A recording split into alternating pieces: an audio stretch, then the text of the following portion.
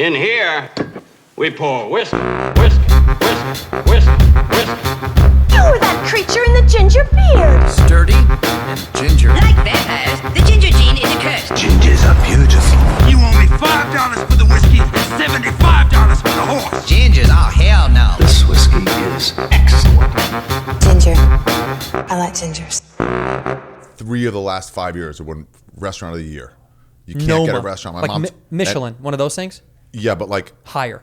yeah. That's fucking insane. Yeah. It was like second 1 year, third 1 year, and then first the other 3 How do you years. get reservations? Because you know somebody? No. So my mom was like, oh, if you're going there, she's a foodie, but she's kosher. She's like, I can't do any of this stuff. But like, you're going to Copenhagen, try it. I was like, okay. She's like, we've got to make reservations now. I'm like, yeah. And then a month out, I'm like, can I make reservations? Like, no. Yeah. No way. But we went by, and the guy who was running the festival was like, well, these guys are in town. They're comedians. So if you have anything waitlist-wise. And then they called because they thought it was a cool story.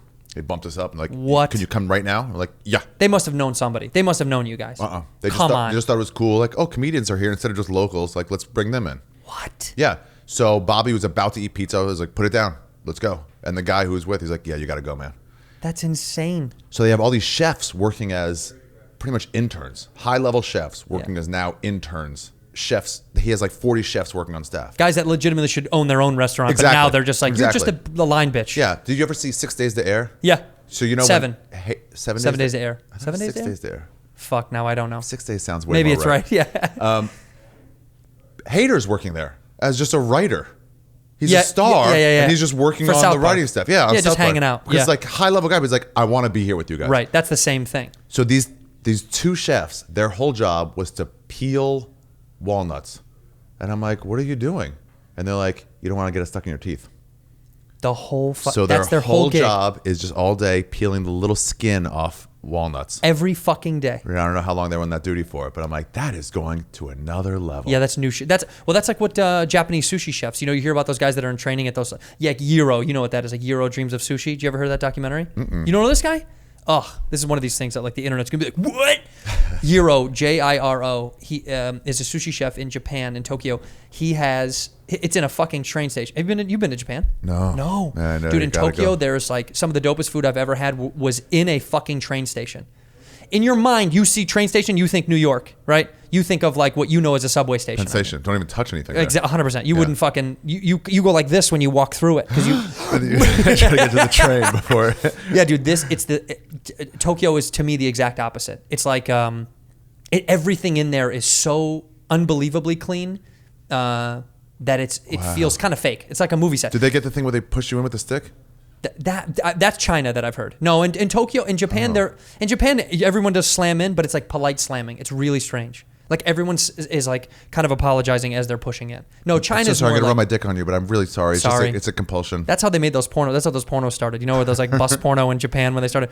But in one of the subway stations, this guy Euro is one of the most acclaimed sushi chefs in the world. Kind of the similar situation, and his fucking son trained with him for like 30 years, and he still didn't let him take over the place. What? Yeah, dude. It was like you just don't have it, man. he was like, it's not you. Wow. But his other kid, he Yeah. gets to now be like the next one up. Because he deserves it, like 'Cause Godfather. obviously, he's fucking better. I'm smart. I'm smart. I'm smart. Oh, I didn't even do a fucking intro. Ladies and gentlemen, welcome back to Whiskey Ginger. My guest today is one of my favorite people on earth. I say that for all my guests, but of course I mean it for this one. It's Mr. Ari Shaffir. Thank you Thanks. for coming. Yeah, you're welcome. Thank you. Remember that was huge when the teacher would point like this. Yeah. And be like, oh, he's talking about me. Oh, dude, you want it? Let me tell you fucking how many times I got. Did you get suspended or expelled ever? Suspended. Suspended a lot. 5 days once. Almost expelled. Me. Yeah. Almost expelled. Multiple times. One of the worst ones was in health class. We got a drawing of internal organs of your genitals, right? Mm-hmm. And so it was a very nice penis. Fun day. So I redrew the penis. Okay? Showed it to my buds. Haha. I drew veins in it. Even cooler. And then one of the girls in class who had a crush on me, who I would later sleep with, which is insane in college. Insane. We hated each other. But you know what I mean? It was Wow, like, and hated her you because boned her. we probably wanted to, you know what I mean? It was fuck tension. But I fucking wrote the health teacher's name in the cum. I drew cum coming out of the penis, and I put her name in it. Artistic. I know. Well, I went for it. And it was like a puddle. We have a good laugh. I put it in the trash can. I find out that this fucking chick took it out of the trash can because she had a vendetta against me. She had a crush on me. She hated me. And she gave it to the fucking teacher, showed it, and they put it, of course I go into the dean's office. He's like, this is repulsive. I was like, they gave me a picture of a cock, so I gave one right back. Like, why is that? Wow, Yeah. what a C word. I don't know, I'm going to use it. What a chink. Yeah. What a fucking chink she is. It was unbelievable. I couldn't, my dad. What? She pulled it out. You're like, no, that's deleted. You can't pull it gone. out. Yeah, I tried to get rid of it. Gone, trash, gone. Yeah, she pulled it out, showed it to the health teacher. And they said to my parents they were thinking about expelling me. Because it was like... Was it pretty, though? It was really nice, dude. I wish I had it. It was a beautiful cock. It was perfectly drawn and shaped. The girth was equal to the length.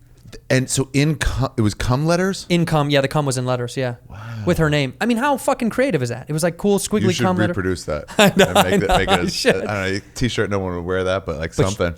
That would be good. Sell it on hats. Yeah. But I'll never forget that she did that to me. A jerk. Yeah, she's and I ended up having sex with her in college.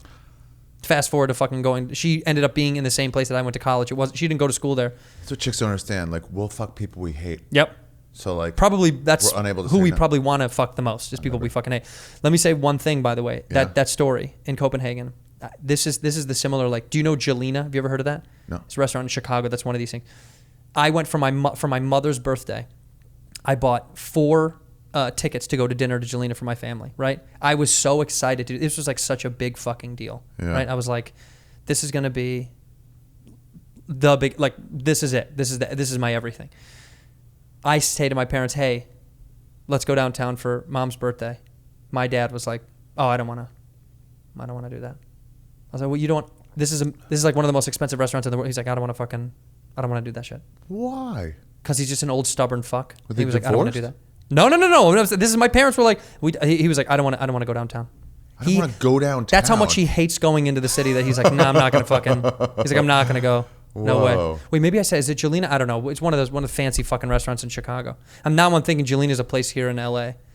I don't fucking remember now. Now my brain is blank. But whatever. It was such a nice restaurant that I couldn't. I don't want to go. It's like, yeah, but you have to though because of the reservations. He was like, no, I don't want to go. I was like, it's already paid for. He was like, I don't want to do it. It's like, we're gonna watch baseball. I was like, cool. I was like, it's, Comiskey.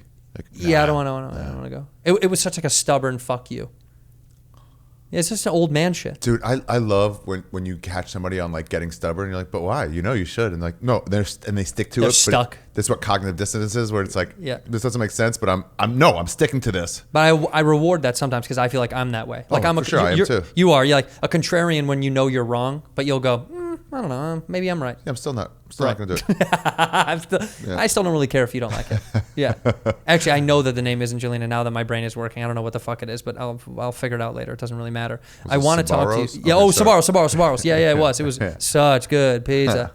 The giant slices. Oh, so good. Do you remember the? Okay, we can Mall, talk. by the way, no. Mall pizza was way It better was than so people give big. credit It was like for. a double slice. Yeah, it was huge. I was like, what? This isn't normal slice. But people used to shit on it for no reason. It became the butt of a joke like that. But it wasn't bad. It was fine. I don't remember being bad. Yeah, but people talk about Sbarro like it's like saying, what is that, Sbarro? It's like... Just because it's a chain. Yeah. It's like they got worse because they opened up more locations. Right. What are you talking about? The original was delicious, but now that they have 4, they're like, it's not the same. Following the exact same recipe. Like, no. No, not the same. Not the fucking same. Dude, how did you break your arm? Skiing, being out of control, being I know. a dumbass. I saw online you guys had a fun time. You, Bert, Mark Normand, and Sean Patton, Ryan O'Neill. Patton O'Neill. Yeah. You guys. And Ren Azizi. And Steve. That's right. I What just a talked to fucking Steve. crew it was. I know. How fun. I'm trying to make these mini festivals. That's what we should be fucking doing instead of going to festivals where we all get lost and it doesn't matter and no one And you cares. gotta do one more round to see which fucking agents and managers and executive you don't want to talk to and be fake with. You can go like this the whole time. Or it's even worse, is a guy that talks shit about you online. Like I ran into some fucking jagoff that talked shit about me online about maybe my album or something. Yeah. And he was like, hey, what's up? And I'm like, fuck you. You're not my fucking friend. I know what you do. I saw somebody, maybe it was the guy who used to run the Daily Show, talking to a radio teacher. I think that's what it was. And he was like, hey, how are you? It's like, what do you mean, how are you? You're shitting on me. Yeah. I heard you shitting on me on your radio show. Don't He goes, how I- No, it's just radio. He goes, no, fuck you. I'm a human. Right? Yeah. No. It's so funny. It's like we can all disconnect the art from the artist, right? But that's different than when someone takes a public stance and opinion on your artwork. That's Not, different. Right. It's not like I'm shitting on Chicago. You're like, no, fuck you. I'm from there. You're like, dude, you got to let it go. I'm allowed to shit on Chicago. Right. Yes. But it's like, or even redheads. But like, no, that's me. Yeah, personal. That's like said when you go to me. like a deep personal attack when you say, this joke that Ari did X, Y, XYZ. And then when you run into them and they go, oh, dude, it's just, that's just whatever. It's like, no, you fucking meant that. Yeah. You, Right. that's you. That's who you fucking That's are. why I hate when there's like an outrage over somebody's joke, and half the people, it's not half, but the split between people go like, fuck him or fuck her. They shouldn't have said that. Right. And the other half defending them. But they always lead it with, look, I don't think that joke was funny, but they have a right to say it. And I want to be like, well, if you think I have a right to say it, then why'd you bring up the part about my joke not being funny? Right. What does it matter? What do you? Yeah. Why'd you? If my joke wasn't offensive, you wouldn't have just said, "Hey, his joke's not." Here's a joke that I don't find funny. Right. So why are you including that? Yeah, It has nothing to do with the argument. Totally irrelevant. But that's taking a shot. It's just taking another shot. It's also trying to make them seem like not a bad guy or something. Right. Yeah. But it's like it's backing out.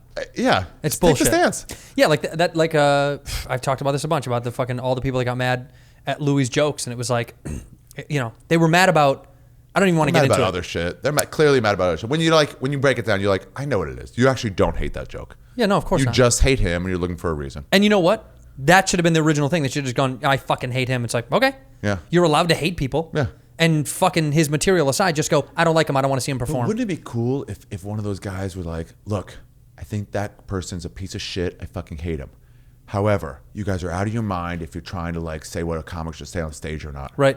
I hate having to defend him. So why are you putting me in this position? But that's how, you know how many of us feel that way? And nobody wants to talk about it. Yeah. More people feel that way than not because that's a logical I had perspective. to defend those fucking Charleston people who were shitting on Jews. And I'm Right. like, yeah, they should be allowed to fucking meet and shit on Jews. Right. It's And like, terrible. That's Nazism. I'm like, not when they're not being violent. Right. I don't like it, but yeah, for sure you should be allowed. That's an Yeah. easy one for me because now I get to be like, I'm not defending myself. They're shitting on me. Right, And I'm right. still saying, yeah, do it. But then people call you like a bigot. That's the most fucked up thing. They're like, are you anti-Semitic? Are you Because you're not coming out against them. Exactly. It's insane. I mean, a little bit, but that's not why I'm, they're pushy Jews. those guys, man. But that's the kind of thing that what's going on in society right now feels like I feel like I'm being forced to defend things I don't even you don't care want about to. or care about. Or care one way or the other, exactly. Right, but it's like because they put it out there, somebody has to logically go, come on, that's insane.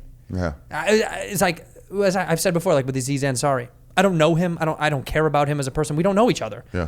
But like I feel like I had to go out of my way sometimes when people conversate about it, and I was like, what? Are you crazy? What are you talking about? Yeah, he just didn't have a good night with somebody. They just didn't have a fun time. Also, he kind of did have a good night. Yeah, for the most part, it sounded fine. My friend, I was super, pretty feminist, like lesbian, like girls leadership friend from Yeah. high school. And Is this Ren Azizi? Is that what you're talking about? and she was like, no, I don't think he did anything wrong, but we can agree he's like a creep. And I was like, no, we can't agree that. No. Do you know what I would do if a fan like gave me her number and she'd be like, do you want to go out? I'd be like, no. You know what I said to a girl once? Ingram gave me this line. I loved it. She kept going like, we should go out. And I was like, I just wanted to hook up. I didn't like her. Right. And eventually she goes, let's go out for a drink. And I wrote back, hey, it was his line, so I can't take credit for it, but I'll take credit for using it. It goes, you can drink from my cock.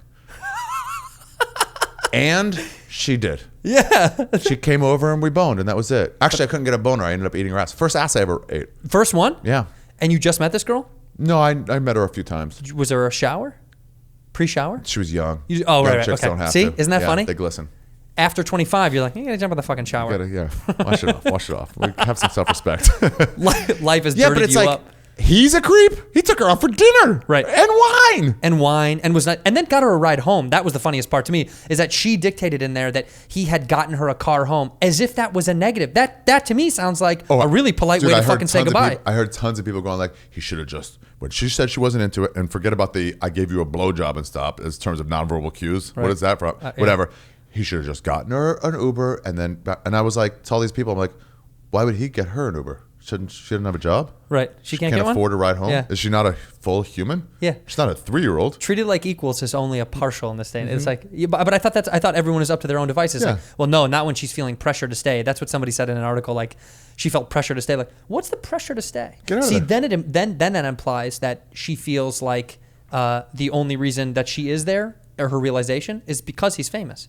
So that's the pressure. It's like, the well, pressure. he's famous. I should stay. Sure. It's like, that's, I mean, you've seen that's it. on you. We're around enough famous people. Yeah. To where we can see others act differently around Oh, them. fucking, it's nauseating. Yeah. It's so annoying. And when you see it a bunch, you're like, oh, you're not acting like. That's why when I see a famous person, I walk away. Yeah. Because I'm like, I won't be able to be normal. Unless you're unless you're actually good friends with them and you watch them change to be natural with you because they're tired of people being unnatural to them. Yeah. You gotta like ignore them and just kind of like a dog almost at like not look in the eyes, do that thing. Yeah, where you just exactly. keep looking away. Yeah. what else? Yeah. That's kind of but that to me is And then the you're big conscious tell. of that, yeah. Yeah, but I think that's the big tell of the person who's very famous, how they. If they're doing a thing to people that are like, and they're trying to be nice and go, oh yeah, thank you, okay, da da da da. But then when they come to you and it's like, and they have that physical shift, you go, okay, cool, yeah. You're being a person. Yeah, they're a real person. Yeah. Because sometimes they have to put on, a nice face for other people, but it's nice when you see who they really are, and then you can tell with the people around them if they're full of shit. Somebody just told me that last night, I forget who said it, but I was interrupted. I was talking to Metzger. Yeah. And then we're having a middle of conversation and I just get a tap. Middle of a conversation. I'm like, what? Dude, I'm in this. We're in a sentence. We're in a sentence. So rude. If none of us were like doing well, if we're just like humans and you're like, excuse me, like, unless my car's on fire, why do you think what you have to say is more important than what we're saying? Right. But I get it. It's but fame. assumably It they blinds do. you. Assumably they do. Yeah. Sorry to interrupt, but I want this. Yeah, and I need this. Somebody sent me an email today. I was telling fucking Ari. Somebody sent me an email today that said this guy had written my fan page email, and apparently he had done this before, saying like, "This isn't the first time I've written to you," and he said, "I'm trying to get into stand-up, and I would just like a little bit of help, okay?" Like, as if to say, "There's no fucking as if to say, how dare you? How dare you not respond to my fucking email I'm for the help? only one. Yeah, exactly. It's insane. What an insane idea to be like, I've told you I need help and you better help me. It's like, Yeah. I've never. Would it take you that much time to fucking? It's like, you want me to show you the other emails I get? Right. I've had to reply to people before. It's like, well, I can't get an email back. Like you're doing this. I'm like, hey, just so you know, I also didn't reply to 7 people who were ahead of you on my order of importance. Right. You're not the first. You're not the line of where I'm not replying to. But in people's head, we are the first. So this is what somebody said. I think Simone told me that somebody said it was like, what are they gonna get out of this conversation with them? The person you're going up to, are they going to get anything out of this? Oh, that's interesting. If I see Johnny Depp, what is he possibly going to get out of me saying, dude, I love 21 Jump Street? And the answer is almost always nothing. Unless it's someone stealing your car. Hey, Right. thank you. I need to handle this. Thank you for interrupting. They were right to interrupt. Someone is here to steal your car. Yeah. Your house is on fire. Yeah. That is true. That is a great perspective to have. What would they get out of this? That is really interesting. Because I think many people just go up to people just assuming that they... I also think partially people get infatuated with seeing somebody, so they just don't think, maybe they don't want to see me. But that doesn't register because they're excited. They want to see it so bad. But that's why the interactions are so uncomfortable. Like when you are with someone who's very, very famous or around them, and you see someone come up and you can see in their brain going, how do I... I'm ready. And then they get there and they just freeze. Shit the bed when they go, Ari, I'm a fan. One of my favorites, me and Rogan were playing pool. And he went to the bathroom. Does he fuck you up in pool, by the way? Oh, yeah. He murders me. It's annoying. He taught me how to play better. Like, it's never a question he's going to... I got so high with him in Chicago, and him and Tony were playing, and he was like, you're up next. I was like, no. I was so fucking high, and I'm not even that good at pool, that I was like, I'll be so much worse now at pool because I'm thinking too much about how bad I am in pool. Yeah, and he's putting it, pulling it all the way back. Fuck that. No way. Yeah, so this guy, he went to the bathroom, came back, and the guy's like, this is... Before the podcast started, 10 years ago, 12 years ago. That was a long time ago. Yeah. And he goes, hey, what'd you think of that? What'd you think of that big fight? And Joe's like, oh, yeah, which one? And the guy's like, oh, I don't know. Literally only just wanted to talk. Didn't care what he was saying. He What just fight? wanted to talk to a famous person. All of them. Fun. I don't know. There's a bunch of them, right? Pick a fight. I don't know, Marvin? man. Was it Marvin? Yeah, out of the air. What'd you think about the fight, man? Which? Yeah, exactly. Which one, man? Important. Who is that? Who is this? No, that painting. Oh, this? I know that artist. No, you don't. Oh, yeah, you do. Dave Clock. That's Dave Clock, who Okay. used to do Meltdown posters. Yeah, that's why I recognized the painting. I was like, Yeah, oh, interesting. Yeah, Dave Clock did that for fucking my Chicago special because it's the Bears, the Cubs, the Bulls, the Blackhawks, and he's wearing White cool. Sox. Yeah, it was all the Chicago. Cultural appropriation on that bear. Yeah, big time, big time. We thought we were gonna. That's seriously a note that Showtime gave us. Cultural appropriation. They go, we don't like the headdress on the bear. I go, it's Blackhawks. Okay, I go, that's that's the Blackhawks. That's the Chicago Blackhawks. You need to get them to change their name because it's Chicago. It's Chicago Blackhawks. I'm representing the sports teams. By the way, so many Illinois teams have come out because the Illini, right? That was the first one, right? They changed. Yes, no, but they've come forward like they changed fighting Illini to surrendering Illini. Give up Illini. Giving up Illini. Yeah. They went to the heads of the The heads of the Blackhawks to the organization went to make sure that they got approval, and they still got approval. So if Native Americans say they don't fucking care, Dude, two Washington Post polls yeah, among Native Americans about the Washington Redskins in the 80s and then again about 3 years ago. And it was 90% like, we don't care. We actually have massive issues facing our people. Right. And this is not one of them. That's not the but thing. White people really care on their behalf because do. they view them as silly little things that need protecting. Well, I've said that before. White people are the best at finding stuff to get mad at that other people don't even know they should be mad at. So they like impose it on them. They're like, you know what you should be pissed off about. Yeah, it's like, look at this old tweet from somebody. It's like, that wasn't hurting anybody until you brought it up. Right. Now it's offending them. Ugh, somebody was like, you know, there's always a few people that come and they go and they troll through everyone's shit. Yeah. And I saw someone trolling someone's old tweets, and I badly wanted to get involved, but I was like, I want to stay out of it. But I don't get why that's a thing that people do to go, you know what he said in fucking 08? Ahmed called me once and he was like, I heard you talk shit about me. I was still in LA 8 years ago. Yeah. And I was like, without knowing, and when somebody says that, it's like, you're probably right. Yeah. You know? Yeah. But I was like, hey, listen, I don't know what I said or what somebody said. Whoever said that should not have told you that. That's Right. just trash talk. Right. I mean, if I'm talking, we all talk shit about our friends' friends. Well, yeah, that's what, yeah. It's not supposed to get back to the person. Right, no. That's if the they whole point. overhear it, that's one thing, but it's like, you didn't do your look around. But like, who the fuck would tell you that? What an asshole for telling you that. Yeah. Worse than me for talking about you is that guy who told you. Shame on the snitch. If I was trying to get you fired from a job, sure. If it's just trash talk to friends, what? They're just hurting you. Right. Yeah, who gives a fuck? What a weird thing, though. Also, that's a weird move on his behalf to call you up to go, you were talking shit. Yeah, for sure. What's the goal? What was the, like, what to him, like, what do you imagine the goal could be? Yeah, exactly. Yeah, what do you want to get out of it? And I they go, don't oh, I'm sorry, man. You're actually great. Or you go, yeah, I was talking shit. Yeah. Do you want to get in? You want to get a I definitely coffee? didn't do it to your face. Yeah, I don't know why. The thing I probably said was probably true. So is Yeah. it you just need confirmation that But that was it. It's like, dude, I talk shit about my friends. We all do about each other. Like, that's normal. there isn't a comic in the world that doesn't talk shit. That's impossible. I've never heard of it in my life. By the way, if I do, you did bring up somebody that I think probably doesn't talk shit, the only guy on earth. Who do you think of your friend that you named him recently? You just said it.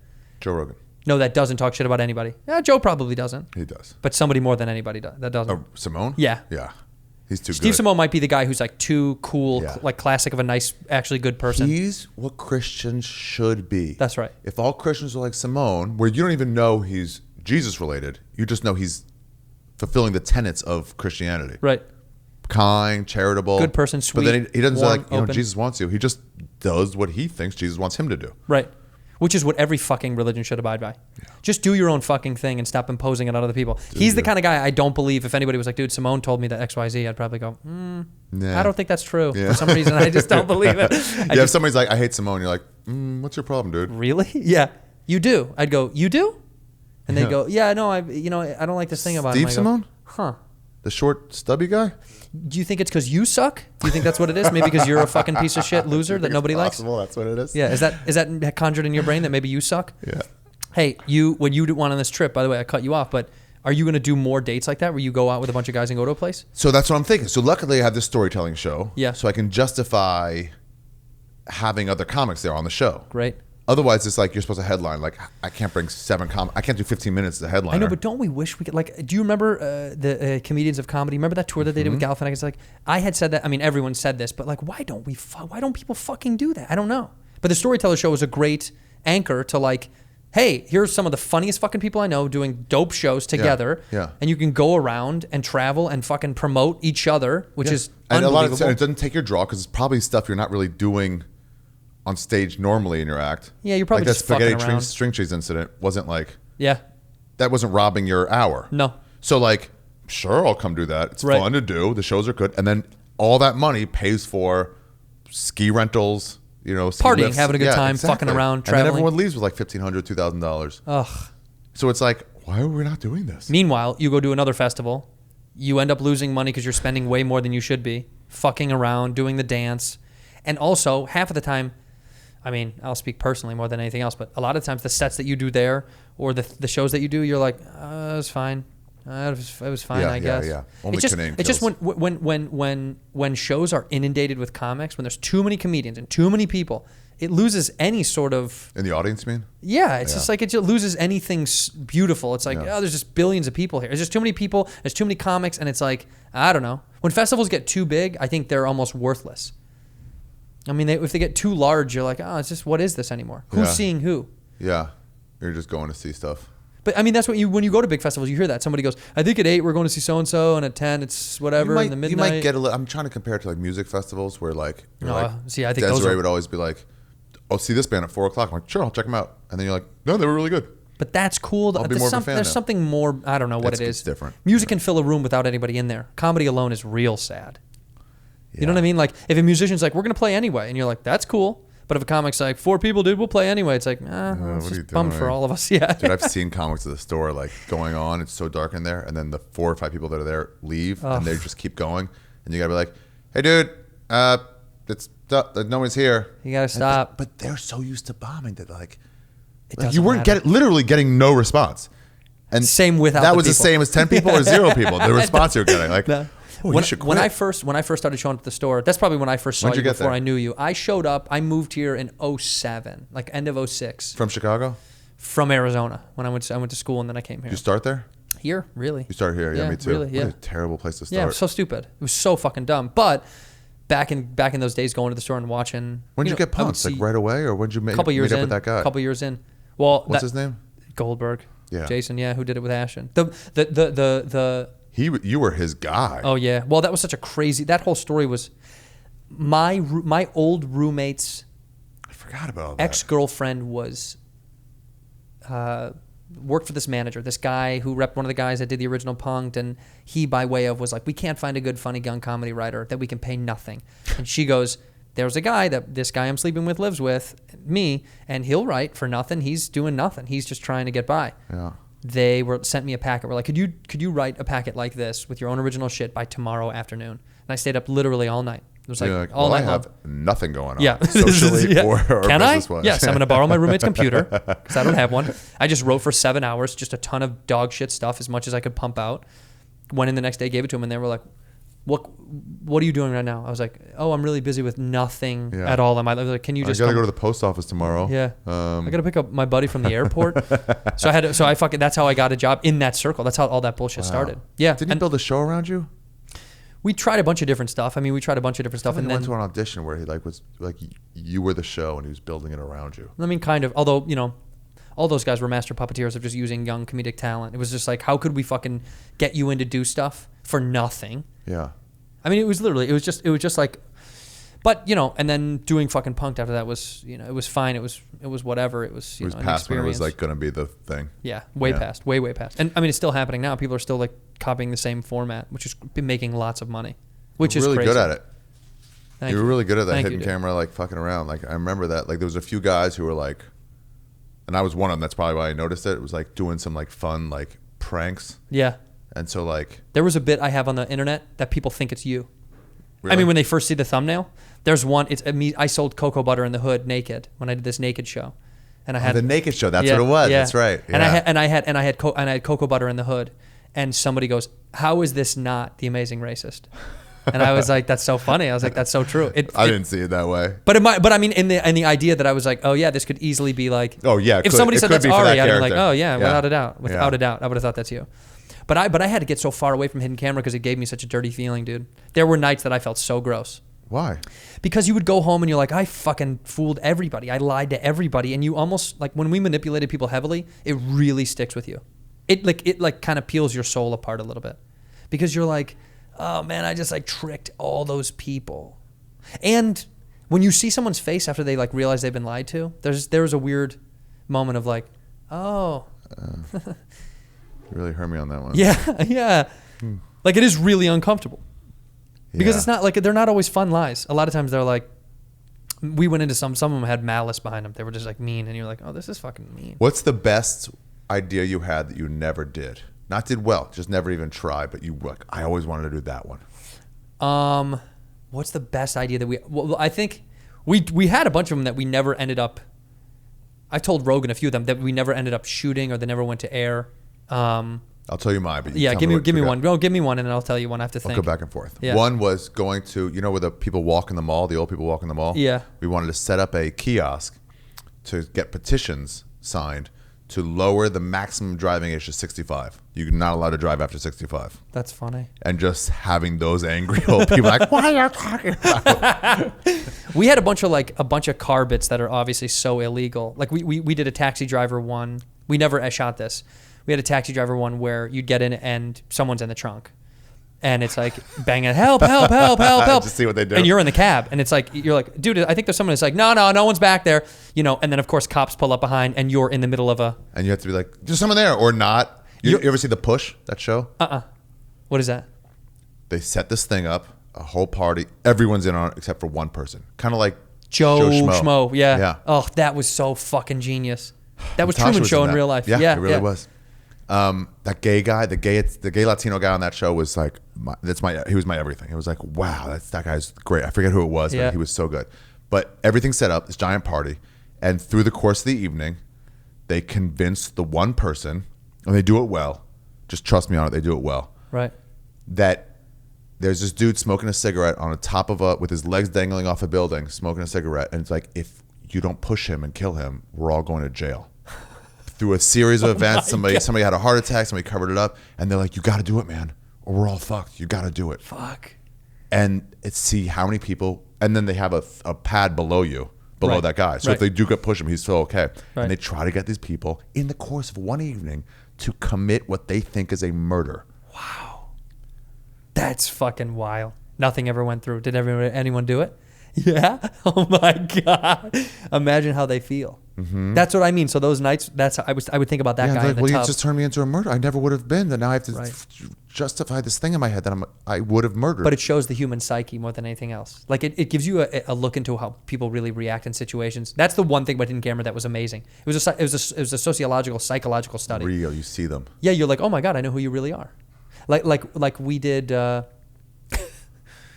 We had one where I had hit. This was with Zac Efron, and we had hit an old woman, like a stunt woman, and we smoked her with our car. She was able to jump. Oh and, yeah, like, get and we hit. just kept driving, and he. Who? This is Zac Efron. He was so adamant about how fucked up it was that you're like, he's a good human being. Oh, yeah. It was like such a tell. Remember when Justin Timberlake got so much for punks because he cried? Yeah. You're like, oh, you're a human. Because you're a good person. You're not like tough and like the street guy. You're like, well, my car, I right. want it. But also it was like, Wow, Zac Efron's like, no, you got. well, he was like getting pissed off at me You're because like, well, I that's no fun. and I was egging on everybody. Well, he started the fun became his panic.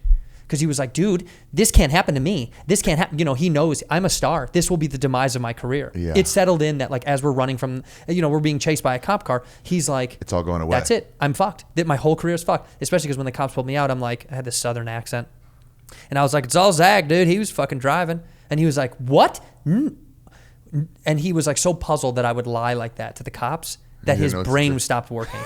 It was so fucked up. He Dude, was I a good remember- fucking sport though. I remember when he got beat up down at Echo Park. Right. Or Echo Lake. Echo It was Park. Echo Park, yeah. And everyone's like, wow, I can't believe somebody beat him up. And then Taylor pointed it out. He was like, oh, he's buying meth. Yeah.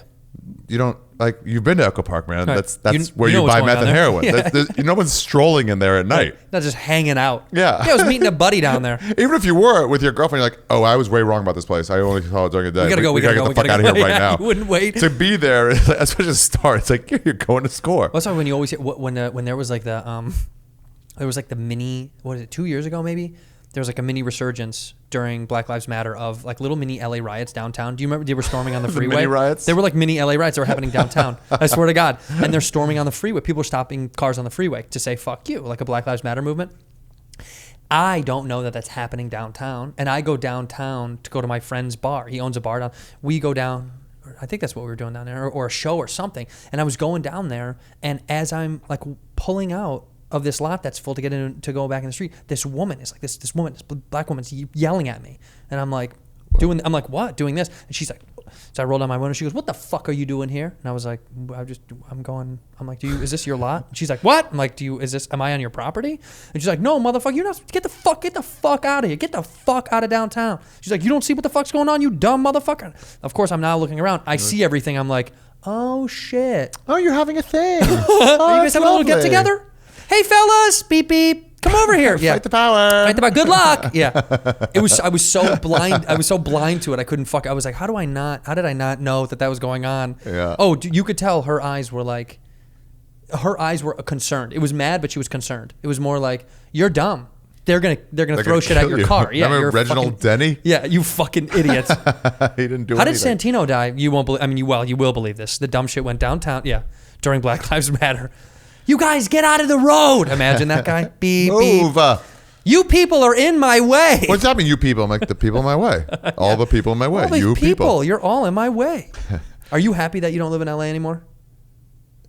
Dude, it's a forest for the trees thing. I didn't understand how much I hated it until I got out. Wow. The people here are such utter garbage. Sure.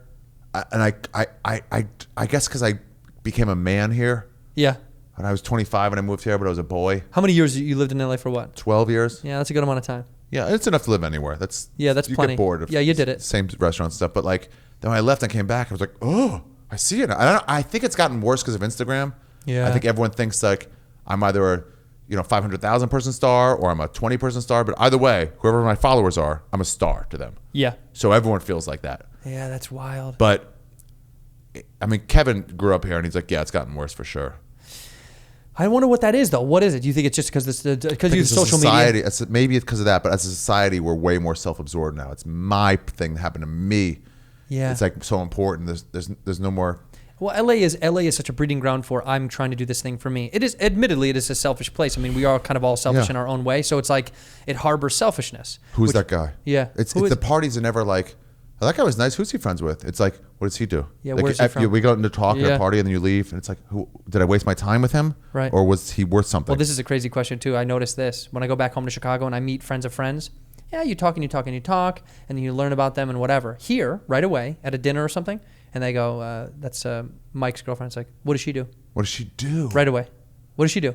It's like the first thing that people want to, what does she do? My cousin's husband says that about all Americans. They're French. And he goes, Americans are always asking you what your job is. As if that's who your personality is. Right. I don't know. I'm working at accounts receivable. It's not my passion.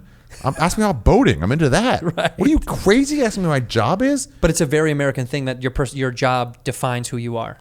A lot of like fucking in Italy that was always weird to me was because I'm Americanized so heavily growing up like this in this culture that when you do go somewhere else, you realize like a lot of people are like, what do I do? What do you mean? And you're like, well, what's your job? Because they think, what do I do? Like, oh, what do I do? I like to go to these things. I like to When I was traveling, when I was backpacking around through Asia, I decided to like, I didn't want to tell anybody as a comic. It led the discussion to a weird place. And I was not fully anonymous for the first time in a long time. I don't do it when I'm on stage. I'm like, this is not me. Yeah. So then I was like, what do you do in New York? And I was just like, hang out with friends, see movies, kind of walk around, smoke pot. Right. Most of the time, they were just asking because they just wanted to start a conversation. Totally. They didn't really care. So like that, it serviced what they were actually asking, which is like, oh, cool. Is there a lot of pizza places there? Yeah.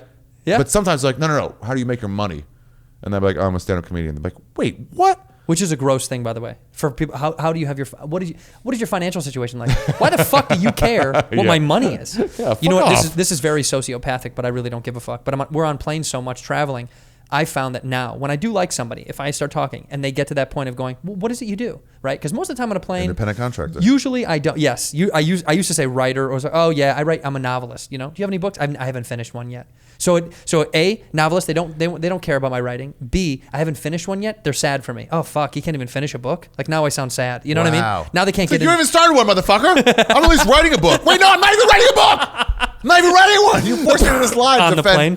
I was sitting next to this black kid once, this like chubby black 16-year-old maybe. Yeah. And he was like, "What do you do for a living?" And I was like, and he was cool because he was young, Yeah. And I was like, "I'm a comic." Like one time I actually bragged about it. He's like, "Oh, what have you drawn?" And I was like, "Oh no, stand-up comedy." That's and he goes, hilarious. "Oh." I'm like, "Oh, what?"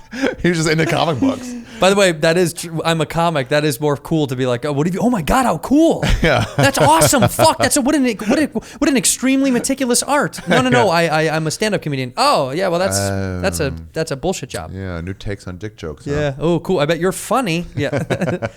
But you know what? Sometimes I do. I make up like a big lie. I make up like a big lie. Fun. It's so fun to lie to people. It's so fun when someone's like, "What are you doing?" And you're like, I actually sell this computer technology.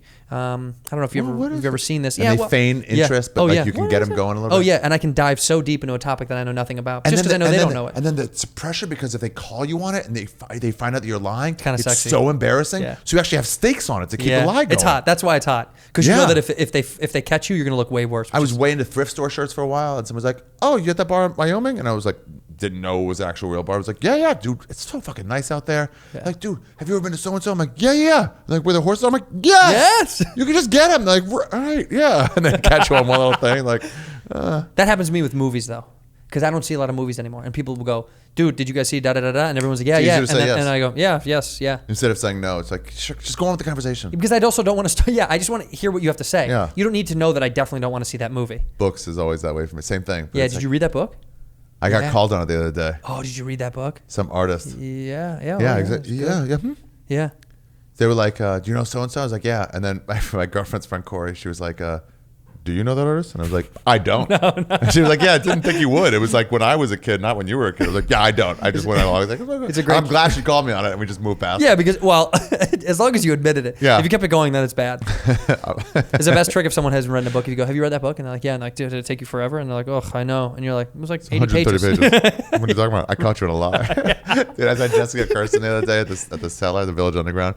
She was just doing crowd work. She goes, what do you do for a living? And the lady was, you know how audience members sometimes are like, they want to be too much part of it. Just tell me. Yeah, I know. Just tell me. I know. And they have a huge setup to their answer. And she goes, do you really want to know? Which means like what, a porn star or whatever. It ended up being just stay-at-home mom. But she goes, do you really want to know? And Jessica Kirsten was like, not really, actually. Yeah. I really was just something to say. But honestly, I'm looking inside and I have zero interest in what you do for a living. It was just something to say. No. But go ahead. Yeah. I mean, we're here, so say it. But no, I don't care. Well, I think it's the easy question is, what do you do for on stage? What is it you do? What is your job? Because that's the only thing that they know about you so far is like, well, you know, this is what I do. Yeah. I need to know what you do. I like asking, what's your story? Yeah. Because it's broad enough, but it's like, I want to hear what you answer for what's your story. Well, how old are you is fun for me sometimes. Because it throws them off. I go, how old are you? It's like, 28. I'm what's your second least favorite race? Real specific. Yeah. I mean, Cambodians, I guess, but are we saying Asians or? I mean, what subset? You into rice pilaf or brown rice? Are you a quinoa guy? Really get deep into it. Are you a vegan? Are vegans in the house? Who said that? Somebody. Ian Edwards had a joke about vegan. Oh yeah, you want to know what that is? What is it? That's the letter. I talked about it on the last podcast. That's the letter.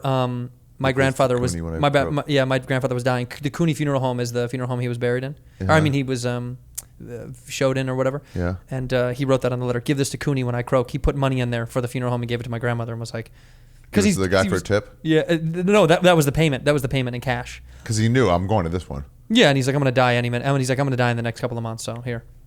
Yeah. Yeah. He just knew. Like True Detective season 1. He was exactly. He took care of everything. Yeah, like put a bag over his head so it wouldn't be a splatter. He's like, don't worry about it, man. I'll make sure that it's not as gross as you think it's gonna be. He was funny as fuck. He's the reason I think I'm funny. My grandfather. He always had anecdotal shit. He was the reason that like I kind of got a sense of humor because, poor Irish Catholic people, they had to make fun of everything because they were just. Otherwise, you would be the brokest, saddest, weird people. So like all he had to do was he mocked everything because nothing was really that funny. Do you know what I mean? Like those old stories. My mom's one of 10 kids that you hear. Then they're like, oh, if you didn't eat fast enough, you didn't get to eat. That's just a fact. Like if you were late, you didn't eat food, and if you were slow, people would take it off your plate. Survival of the fittest. Yeah, it was just like you had to. That was just a part of life. It wasn't like weird, you know. He had a great story that my uncle got smoked in the face by some kid at school. What do you mean? He just beat the shit out of him, and he was walking home, and you love the art. You like Sinatra sucks. So overrated. He doesn't suck. He's just overrated. That's Brady Matthews drew that. Brady Matthews overrated too. Throwing it out. Nobody rates Brady Matthews. He got hit in the fucking face. He had a big black eye, and he came home, and my grandfather was like, he's like, come here. He's smoking a cigarette, and my uncle's like really embarrassed because he got fucking beat up, you know. And he goes, let me see your fucking eye. And he's like, fuck, what's my dad going to do or say, you know? And he's like looking at his black eye and he goes, you bobbed when you should have weaved. It's like giving him more shit about getting his ass kicked. Now, he had a great sense of humor. He was one of those fucking guys that like, I think, you know. Did you have, are you close with your family or no? Yeah, as my brother was the funny one in my family. Like, was he funnier than you? Do you know what I mean by that? Yeah, equal. We had the same sense of humor. We just played off each other. Dry. We were both great liars too. Yeah. Lie to the end, stick with it no matter what. I mean, the Shaffir family wasn't good liars. Me and my brother were great liars. But you guys lied about stuff together. Absolutely. Yeah, like constant liars. Constant. When we That's knew so the great. truths of it, like the truth of lying, which is like, I hate to say I learned from Hitler, but like you put a little bit of truth in your lie, Right. and then it just seems more like truth. Do you hate to say that you learned from Hitler though? He had a lot of good ideas. Let's not throw out the bathwater with the bath. It is so funny that's such Baby a with the bathwater. that is such a. Do you know where that comes from, by the way? The baby in the bathwater. You don't know I feel this? like I've heard it, but I don't It's know crazy. it. Because you know, when you used to take a bath, you would have water in the tub, and that was your water. It's not like you just kept it running like we do today. So it would go down the line of priority bath to least priority. Yeah. Yes, exactly. So the father would bathe the first, and then after all these, you know, the wife and the kids, the baby is last. But so the water Dirty, is filthy, soapy. dirty. Yes. Yeah. So occasionally the baby would be in this dirty tub. So don't throw the baby out with the bathwater because you couldn't really see the fucking baby in there. Oh, I'm so sorry. No, it's that's worth it. crazy. That level of like, oh shit. How many babies got thrown out? My baby's like, I forgot my baby was like, what were you doing? Just letting it sit in water? I feel like people just did get like lose children. Yeah. I feel like in the 1800s people just like lost kids on accident. It's like, well, we're gonna have another one. Yeah, fuck Half it. of these don't survive anyway. That's my grandfather was a firefighter. He used to tell us that kids in Lake Michigan would swim under the lake in the concrete walls of Lake Michigan and Chicago. They're these huge pipe systems, and there's the ebb and flow of the tides would push pressure through. So kids would swim in those, and it would pressure push you through. You know? Yes, extremely fucking They'd awesome die all and the dangerous. time. Yes, and they would die constantly. But here's the biggest joke: is like, how come there was no cage on those? How come there wasn't just a grate protecting those tubes? It's like, you gotta fucking. What are you gonna do? Yeah. What are you gonna do? That's the thing with Cosby. Like, why didn't anybody say anything? I was like, well, I didn't for the same reason I didn't, and the cops didn't. No one Just did. people were like, well, I don't know. I assume someone should take care of it. Yeah, that's what it is. That's like the great American way. Like, oh, we didn't even think that anybody would care until. Dude, that's why I love going to other countries, and then you realize the safety systems in America that like don't really even give us a freedom. Some stuff like Grand Canyon, like you can just go ahead and fall if you want to fall. That is cool to me. Yeah, but like other places, I remember in Norway, in Oslo, there's this like castle, and you have to go up into it, and so then it's like there's this like chain link fence, just a chain. You can Yeah. step over, and you can dangle your legs over and like smoke and watch the harbor. But it just says like careful around your children, but not like a graded fence that you can't get through. Right. Absolutely, you can step over it. Just be careful. Right. The Cliffs of Moher in Ireland. Have you ever been there? I just went there in It's December. fucking amazing. Oh my God. Also, people fall all the time. You see little like crosses of like so and so died exactly here. Yep. People just slip And and you're fall. walking on it. You're like, oh, I gotta be on my knees here. It's like, they're like, we don't even know if this doesn't collapse. Like, But it is cool for them to tell you somebody died, but not to put any measures up to protect the next person. It's just like, just letting you know, somebody did die Yeah, here. be So, careful. you know, maybe it'll happen to you. yeah, If you're lucky, then you'll get a cross here. depends how close you want to get. Yeah, the Cliffs of Moher was probably one of the coolest things I've ever seen in my fucking it was life. gorgeous. It's overwhelming, right? You're Overwhelming. like, wow, this is overwhelming. I just walked and walked down, then all Yep. the way up and watched a sunset. It's it powerful. was crazy. I mean, you've been to the Grand Canyon, right? Once a couple years ago. There was no way for me to say this. The most annoying thing that I could have said about it is the actual way I felt was it looks fake. Because your brain is so used to scale and like yes, and that doesn't make sense. So you go, this is fake. This is like this must not be. It's so big. It seems must like be a it couldn't backdrop. be. Yes, it couldn't be. They can't be that big, right? It's creepy how vivid it is. You ever do like cliff jumps into like water or Oh, something? yeah. So there's this thing you get when you're jumping normally and you're supposed to hit the ground.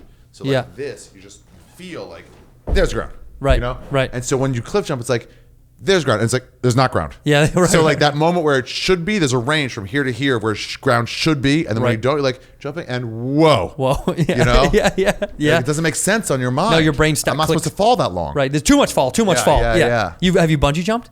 No. See, that to me is the same thing. That's the same idea of like it's too oh, much fall. fuck. Too much fall. Yeah. I'm still going. Yes, it's creepy. Too much fall is very odd in my fucking head. I hiked down the fucking Grand Canyon, by the way. Me too. Me and Yeah. Brendan Zisi, and then Simone Quick is such a fucking fat ass.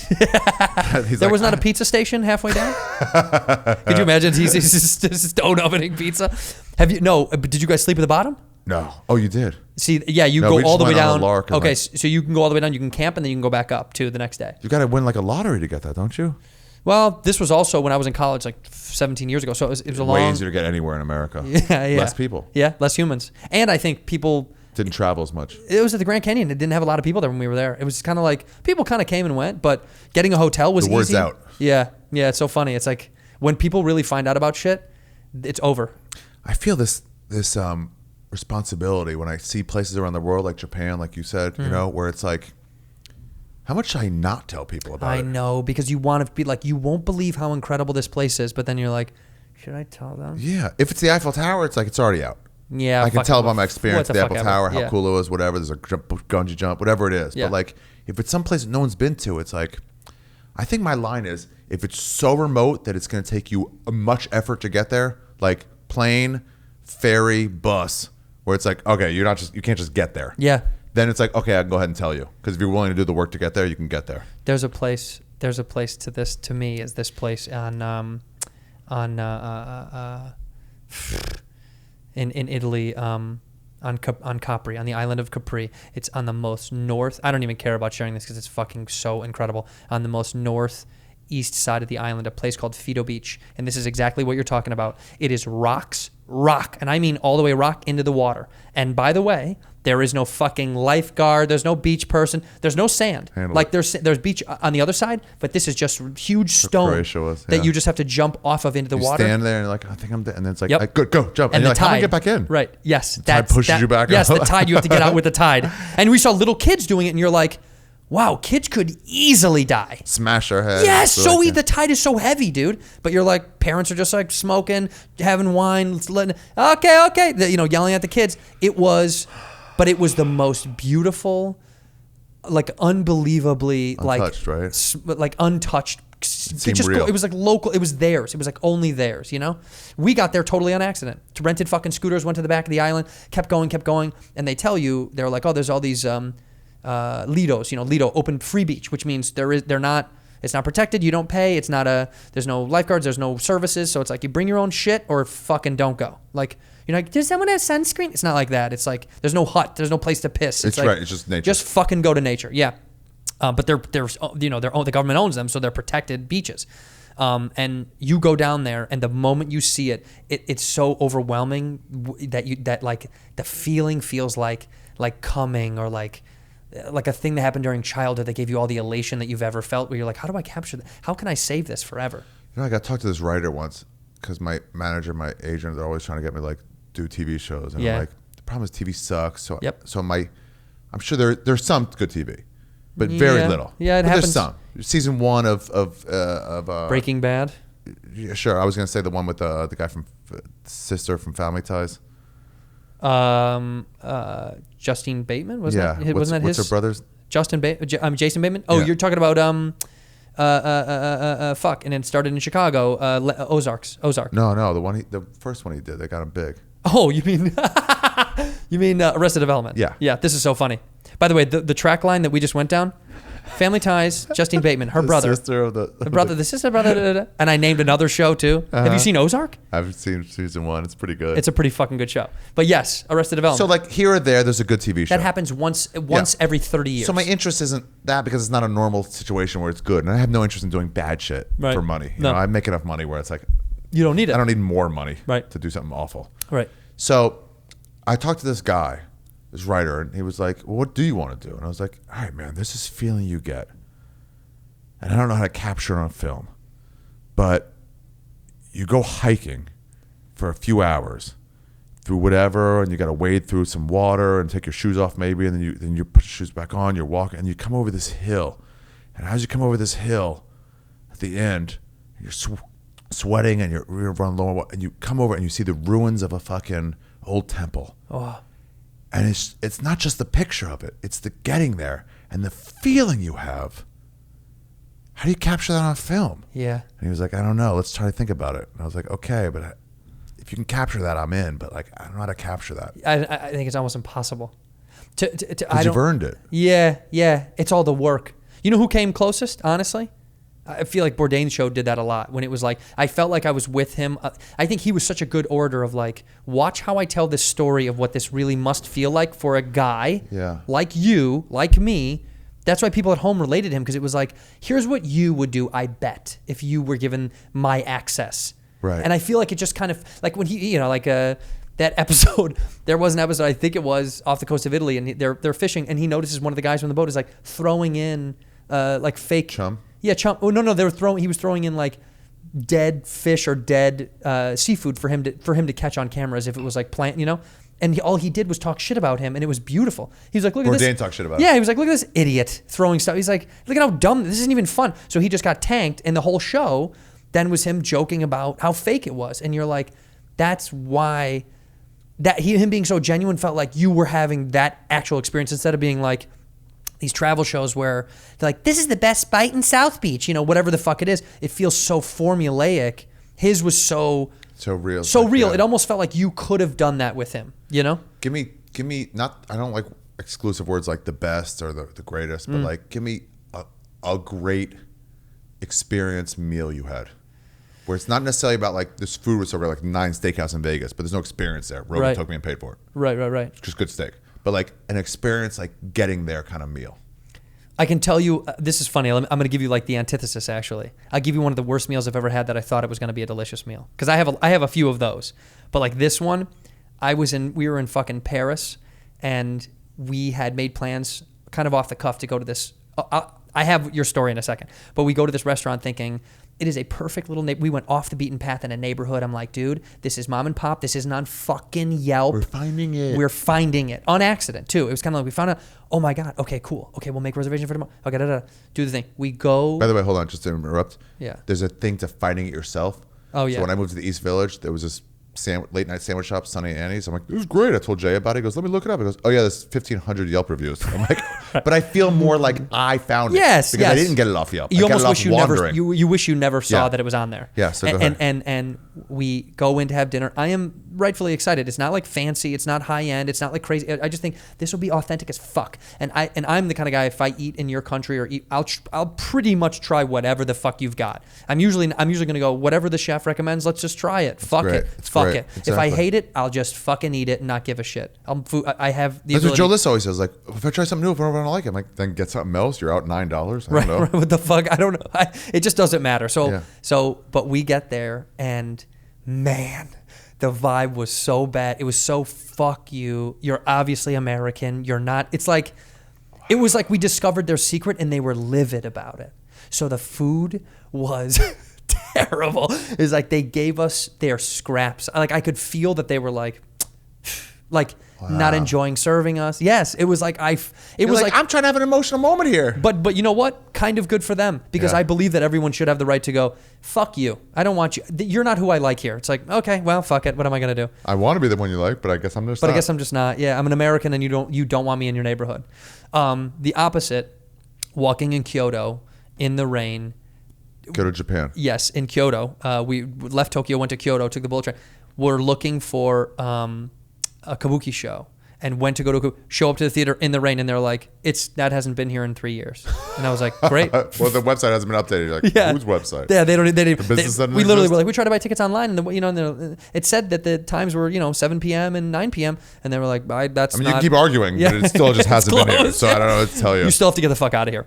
And so we were walking down the streets. I'll show you pictures. It's unbelievable. And I look in the window. There's like 3 little windows, 3 little tiny windows, and there's people in there eating. And I think, we'll give it a whirl. We, turn the corner. I go to the front. There's a maitre d' there. It's it's not much bigger than this room. And he's like, oh, reservation? And I'm like, oh, no reservation. He's like, okay. And he can't speak English. So he goes and gets someone from the kitchen. Ironically, that's the opposite in America, isn't it? It's like the guy in the kitchen comes out, and he's got great English, and he's explaining to us, this is like a Michelin rated restaurant. that I've stumbled upon. And he's like, this is reservation only, months and months and months in advance. Well, we're just telling, we're just Consider the bar? Yeah. You're like, no, not even that. we're like, we're just dumb tourists. We're passing through. We just wanted to say, we just wanted to see what it was, but we'll take off. Well, the head chef who owns the place kind of sees what's going on, comes over, he's wiping his hands off and he's interested and he's asking the guy what's going on. I think he doesn't speak English as well. So I'm talking to him and the chef's right there. And then he turns to me and he's like, I speak English. I was like, I wasn't being rude. I just had fucking no idea. So he's like, yeah, get some more. He's like, I speak English just fine.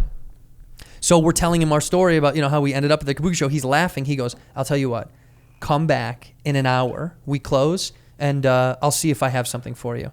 And I'm not kidding, dude. Everyone left. It was empty. It was us and this chef. He was just interested in our story. That's what the Noma guy was. He just was interested in our story. He wanted to know what was up, where we're from, like all that stuff. He had studied the molecular science of beef in Colorado. So he was like obsessed with Colorado. Molecular science yes. of beef. Insane. Insane. I would not expect that to be the last word of that line. Yes. The molecular science of fucking beef. Learning how the molecules in meat react to each other when you cook them. That's literally what he went to get a master's in. I'll condense it more. He gives us bottles of champagne, right? He cooks us. They show you raw Wagyu before they cook it, shows it to us. And then cooks this, has the extravagant meal.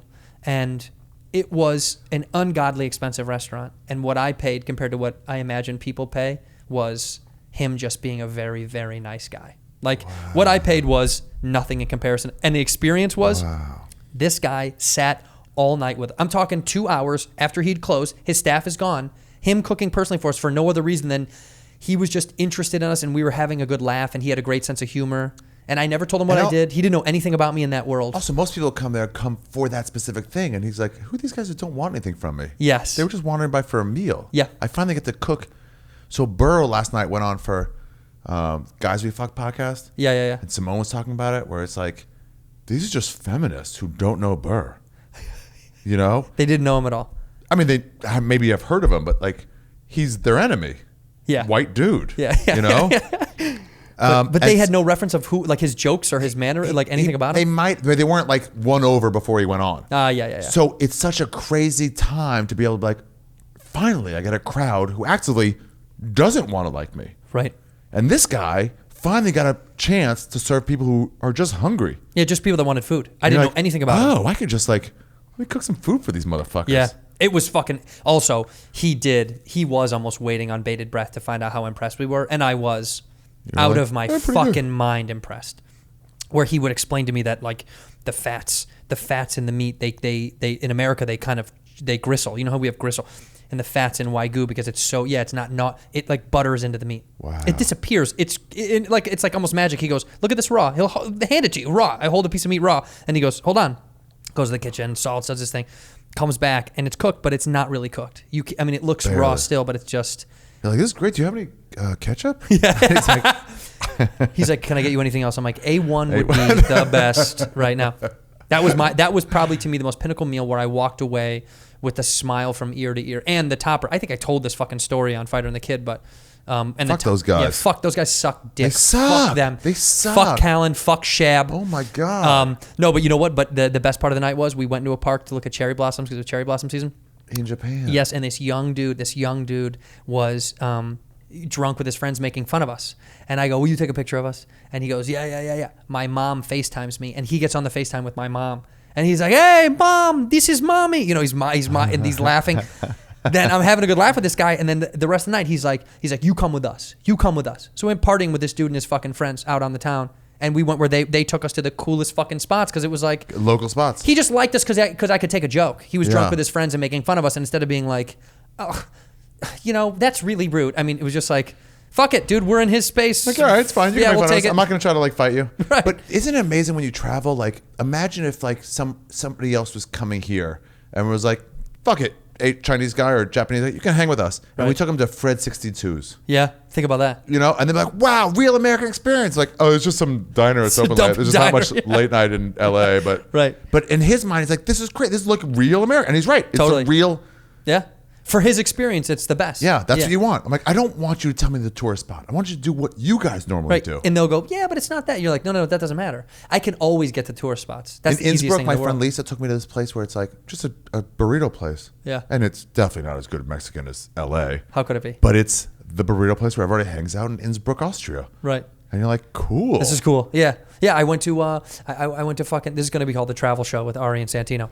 I went to Iceland to go interview the mountain from the mountain from Game of Thrones. I've been there a couple the strongest times. man in the world. Yeah. I go to his gym in Reykjavik in this place called fuck. What is it called? Oh my god, it was such a hard Maklirlik. Yeah, but he had a big sign that said Arminjar and a big cross through it. And then I was like, what does that mean? And they're all laughing and he's like, don't worry about it, don't worry. And I was like, what is it? We just want to know. And they're all laughing. They're kind of being really coy about it. It's like, it's no pussies in this gym. But it sounds in his so gym. cool, Yeah. No, Arminjar. I was like, oh, that's really. But it was in the basement. His gym was in the basement of what is like a 7-Eleven here. Convenience store. Kids are out front smoking cigarettes, hanging out. We get there. I'm like, where the fuck is this guy's gym? And they're like, oh, it's in the back.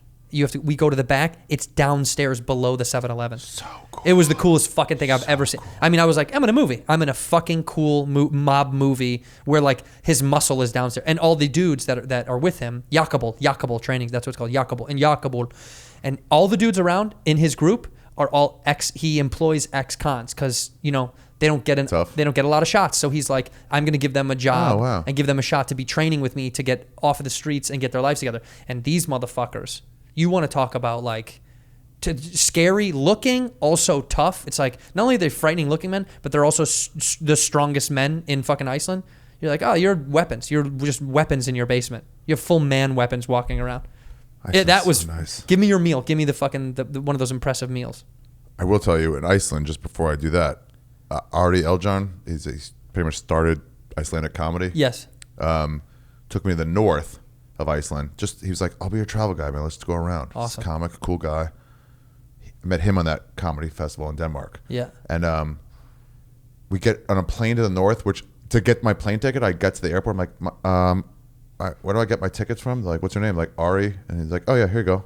No ID, no nothing. Like, it's boards over there. And then you get on, and then they don't check your bags. They're just like, you have your ticket, right? I'm like, no one even checked my name. They're like, why would you be here if you didn't have a ticket? Right. You know what I mean? Were you just going to show up hoping there's a ticket for the name also, Ari? Who's going to fuck shit up in Iceland? What That's an the thing. insane idea. He always says one terrorist attack away from changing everything, but no one cares to. How could they? Took me to the north. We went to this hidden hot spring where he was like, I got to find it. I remember it being up. We had to go through a sheep pasture and then go over this fissure and walk. And he was like, I'm waiting to see some steam. Found the steam, went down this rope, and then just hung out alone by ourselves for like an hour. Oh, it's awesome. In this hot tub. Was it cold I got outside? this fucking, cut my hand, got this scar that I now have a story From trying to get behind there? this scar. Yeah, No, show just that. in the rock. Yeah, that's incredible. It's just there forever. So my meals, one in Myanmar where I remember like hiking in Mandalay, not hiking, getting off the bus, like a 13-hour bus from Bagan. No, from Yangon, Rangoon. And then just like all the cab drivers like, right. I'm like, no. So I just started walking, just seeing people and stopping by like a locals only, like regular place and trying to have to communicate like, just give me what he's having or give me something good. But that's what I they do. speak I just no English. point. Just that. Anything good? Yeah. My favorite meal was in Vietnam, in Ho Chi Minh, where I got sick of white people, real sick of white people. Yeah, that's pretty typical. Yeah, it's like District 1, and it's like where they all are. And it's like pretty much TGI Fridays kind of things. And I was like, I'm just walking away. Heavy tourists over there, like heavy tourists. Heavy. Everything's in English. Yeah, it's pretty insane. Buddy, come. Yeah. You been there? Yeah, my buddy, friend, Yeah. your friend. Yeah, friend, I give you a ride? You're like, yeah. I'm just going to the store. Actually, I'm opening the door to go into the store. Like, but I gave you a ride? I'm like, Yeah. What ride? I'm going into a store. Right. And wandering to District 3, 4, 5, 6 away. Now nobody's bothering me. By the way, I've never been there. I just said yes to you. Okay. That's great.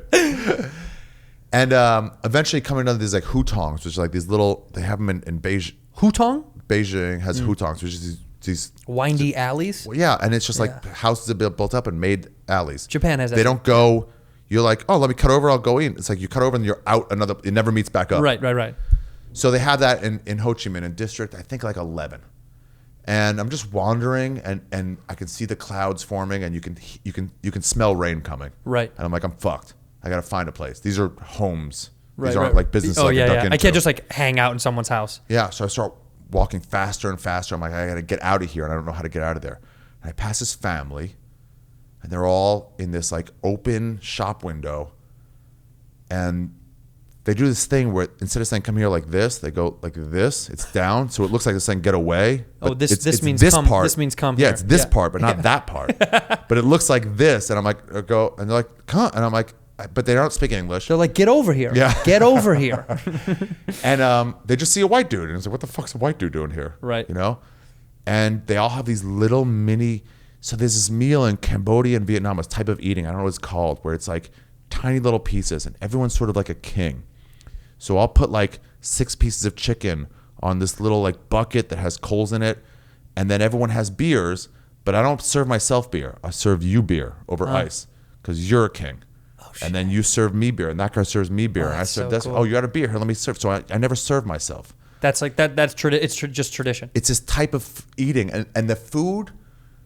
I did it once in Ho Chi Minh like center, and then I did it way outside, and I saw in Cambodia too, where it's like the meals last for 2 or 3 hours, and it's 3 just finger fucking foods. hours. Oh, yeah. it's because everything's really tiny. Yeah, so you go from starving to less starving to okay, I'm okay, to keep eating, to like now I'm getting full, now I'm full, now I keep gluttonous, eating. yeah. And they're like, but it's like 7 pieces of frog legs or a couple pieces of beef. And these people got me there. They hooked up a karaoke machine, and they were singing like, do you know English songs? One guy spoke like broken English, and I'm eating with these people. I'm like, can I contribute? Like, no. Eventually they ran out of beer, and I'm like, can I go and buy beer for you? Like, yes, you can. Yeah. And I bought 2 6-packs. They have it over big cubes of ice. Just these little Because there's no refrigeration, finger huh? foods. No, nothing's cold with it. Yeah. And I just sat with them for like 3 hours trying to sing some American songs. What was the most popular American song?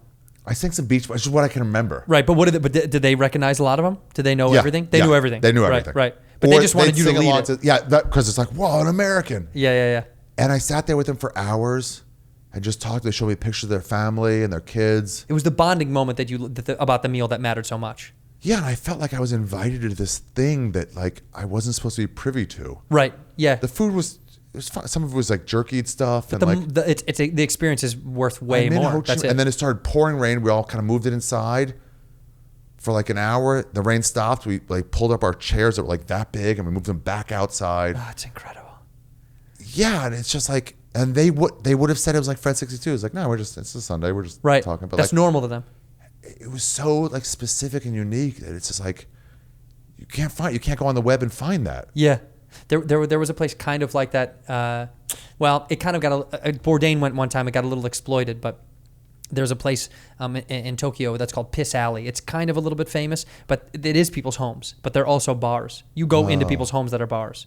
And we ended up in some guy's fucking attic and just hanging the fuck out. And this young couple, this was so funny. It was like this cute young couple. She was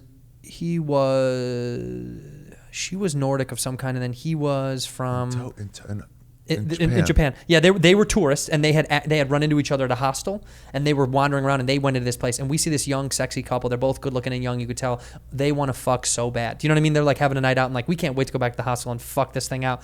So we loved it. So I got so into this couple that I was like. They were poor as shit. You know, they could barely afford the bill there. So I paid for the bill. I paid for the bill. $7. Like, what? You changed my life. Yeah. That's 3 days of food. I paid for the drinks, and I was like, let's go. And we took them out partying, and I paid for like everything for the rest of the night because I was like, this is going to be a fun night for us and them. And we ended up at this place called Moher. If you're ever in Tokyo, go to Moher. Mother, just like the word Mother.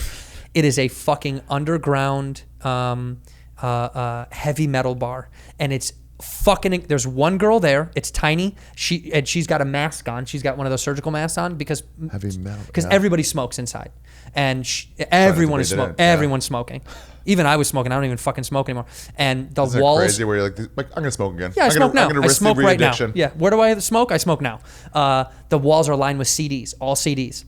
And you tell her, this woman behind the bar, what it was, dude, name a fucking band. Name the most eclectically off, weird, heavy metal band you could ever think of. You would name it, and she would go, okay. And she'd walk back somewhere. Betty Blowtorch. And come back. She's like, gotcha. And she would have all 6 of the things they've ever made, including whatever Japanese recording, Japanese imports. Yeah, so like, because they're huge on it. She would give them all to you, and you would pick which songs you want. CDs. It was all CDs. She put it on. Yep, put them on. And it was so fucking loud, the walls shook and the CDs would move, the cases would move. It was the coolest fucking bar I've ever had in my life. Shots, they love doing shots. They love giving you shots. Japanese nightlife CD culture is so fucking fun. It's so fucking fun because there's no rules, there's no time and space. Everyone parties as hard as you could possibly ever imagine, and all they want is for you to have fun. It was like, she didn't care. Dude, she wasn't even into the music. She's sitting there just like hanging out, waiting. I mean, it's so annoyingly loud, and I loved it. And this young couple was basically fucking in the basement of this thing. But it was one of those moments where I'm like, this experience together now where it's like, oh, that was great. Yeah, because they're going to go back and go, dude, that couple. Backpackers too, they're on such a short schedule because like I'm going that way on Tuesday and you're going that way on Thursday. So we got 3 days. There's no time to like, we'll just figure it out. Number, let me whatever. It's like, if we want to do this, we're going to do it. Yeah, the tension was so palpable. It was sexy. It was sexy to watch. You know how like you got off on someone's like I knew they were going to have such good sex that I was like, I can't wait for these guys to fuck. Can't wait for you guys to fuck. I was so interested in their. That's why I wanted to take them with us because I was like, fuck this. They're going to be nothing but. You know what they're going to say to everything? Yes. They were in such a fucking happy train of life that if I said, hey, we have to go do this thing, I'm going to pay for it, they'd go, fuck it, let's go. Let's fucking go. That's what Rolf Potts says. He's a writer, he's a travel writer. He was like, just say yes to stuff, man. Don't, not like in a hippy-dippy way, but like if someone invites you to something, take them at their word that they want you to come. Yeah. And just say yes. And what do would be the thing. worth in saying no? I guess. To not impose? Fuck that. They're inviting you. Yes, that's the reason. If somebody holds the door open for you, you don't go, I can do it. Like, I know you can do it. I'm saying here. By the way, if you do say no, every time I've ever skipped out on something, regret it. I've been so bummed. I've been so fucking bummed. Even if I didn't enjoy the thing that I did, I was like, oh, I still got something else out of it. Me and Pete C were in Thailand. Yeah. My second foreign trip. Love Pete C. Yeah. And I was like, I'm going to Thailand. And it goes, full moon. Can I come? I was like, I mean, I'm going. You can come for sure. The full moon party. Yeah. So we made a whole thing of it. And we were in Phuket or... I think it's Phuket because I've had a bunch of friends that have gone. Yeah, well, that's Koh Samui and Koh Phangan, but like we started. I forget where it was that we started, but anyway, we're looking at this alley and like something down there. We're like kind of looking at it, like should we go? I don't know. And some dude, I think he's Israeli, could have been Argentinian. I get it mixed up. He goes, Same thing. Yeah, he goes, you'll regret what you don't do. And we're like, who the fuck are you? We're like, yeah, you know what? You're right. I mean, we went down there and there was nothing there. No, but we would have regretted it forever. Sure. What would have been down there? And now we know nothing. Yeah, nothing. Well, do it. Always just do it. I kind of regret to go to the catacombs. Kind of, because it's weird to see fucking like caves of skulls, but it was cool. What's catacombs? Well, I mean they're all over, but in Italy the catacombs are above ground, underground. Oh yeah, they have them in Edinburgh too. They're like above ground, underground tunnels of bones. It's bones, usually from plagues, you know. Yeah. So it's fucking. It was literally hundreds of thousands of dead bodies, and you're seeing skulls, and you're kind of like. It's a little bit of a mind fuck because you're like, wow, that was a human at one point. And then you sit there for another minute and you go, oh, God, that was a human. This is so fucking weird. You're better off having seen it, though. It was incredible. And have the thoughts not going through your head. No, like, it was incredible. Wow, what happens to people? To feel was overwhelming. It was a little weird. It was like, I don't... And the funniest part was the guy that ran it was like, whoa, because this was off the beat. I don't know how we fucking found it. And he was like, because there was nobody else there. And he was like, how did you find? And I was like, actually, someone who we met out the other night before had said, you know where you got to go. It was an Italian. And I told him, and he said, where did you come from? And I was like, California. He's like, wow. Long plane? I was like, yeah, very, very, very long. Yeah. Very long plane. He goes, how much? And I was like, how much was Do you mean how much hours or how much? Yeah. And then so that's my thought. I go, I think, 14 hours to get it done. And he goes, no, money. And then I'm thinking, why is he so interested in fucking money? And then I'm like, does this guy want to know if we have money? Because we were in kind of a seedy area. So I go, oh, it was a gift. It was a gift. He goes, oh, gift. You didn't pay? And I was like, no. And he goes, oh. Because I was checking myself. I was like, he was a little sketch. It was a little weird. And he was kind of careful. Because as an American, you're like, where are you staying? Like, I don't know what the fuck are you care? Yeah. I'm staying around. Because I didn't want to be like, how much is the flight? You're like, it's a couple $1,000s. And he's like, how much are those pants? What? How much? You know what I mean? Like, starting to get he calls a buddy. He's like, hey, rob these motherfuckers. Yeah. They obviously have. That is the thing you think about as a tourist all the time is when you're walking around somewhere. Oh, they know you got money. How did you get there? Money. A lot of those people can't leave that. That guy couldn't leave that town. Where did he go? There. Never left. I asked him too. I was like, do you go? Have you ever gone to America? He's like, Don't leave. I don't leave here. Don't leave here. I was like, oh, right. So we're like, we're like royalty to him. You know what I mean? In the sense it's like you can afford to fucking get on a plane and travel the world and get out. Yeah, that's insane. Most people just have to stay where they are. This has been like an hour of travel, by the way. This will be the travel show. Dude, that I there's do. no way to capture this feeling that I have right now. It's like listening to these stories. I don't know how you would capture. I think the only way to capture it, honestly, because when you go, they're like, do a travel thing where you take a camera. I'm like, if I'm on with a camera, with those two fucking post-college kids, you're ruining it with the camera. They're acting for the camera. Yep. The only way to do it is later recount it in audio. That's the closest you can get. Is like this. This is the closest.